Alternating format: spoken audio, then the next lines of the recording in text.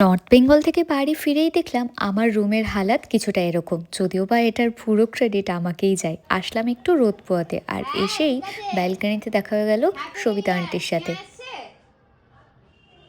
ও বিকালে আসবে, ঠিক আছে, দেখা হবে। নতুন বছরের সবাইকে শুভেচ্ছা জানিয়ে এবার আমি বসেছি আমার সব মেকআপের জিনিসগুলোকে সাজিয়ে রাখতে।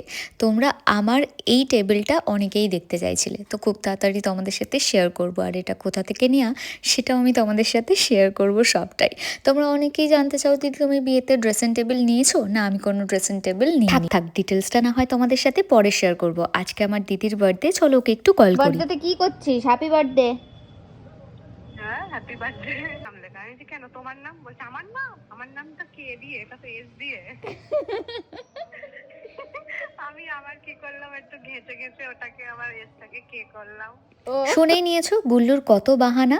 আর এই দেখো আমাদের যে ক্যালেন্ডারটা ছিল সেটা ফাইনালি এন্ড হয়ে গেছে 2025, তাই সেটাকে এবার সরিয়ে রাখলাম। আর এই যে আমাদের অ্যানিভার্সারিতে যে গিফটটা দিদি দিয়েছিল সেটাকে আজকে সেট করছি। কেমন লাগছে ফাইনাল সেটা তোমাদেরকে অন্য ব্লগে আমি দেখিয়ে দেবো। স্নান করে এসে এখন আমি একটু স্কিন কেয়ার করছি। দেন তারপর অনেকটা টাইম আমি একটু রেস্ট নিয়েছি, অনেকটা জার্নি করে এসেছি। সন্ধেবেলা একটু বেরোলাম, আমি আর শুভ একটু আইব্রো করতে যাবো। দেন ওখান থেকে আমরা গেলাম একটা ক্যাফেতে। অ্যাকচুয়ালি কাল আমার একটা শ্যুট আছে, তাই আমার আইব্রো করার ছিল। ক্যাফেতে যাওয়ার পর গরম গরম এক কাপ কফি নিলাম, আর ওখানে গিয়েই সুবায়ু আর সায়নীর সাথে দেখা হয়ে গেল। অনেকদিন পর ওদের সাথে দেখা হলো, বেশ অনেকক্ষণ আমরা গল্প করেছি, আড্ডা দিয়েছি। তারপরেই দেখো নেক্সট কোথায় ঘুরতে যাবো সেটার প্ল্যানিং স্টার্ট করে দিয়েছি। তোমরা নেক্সট কোথায় ঘুরতে যাচ্ছ কমেন্টস করো। বাই।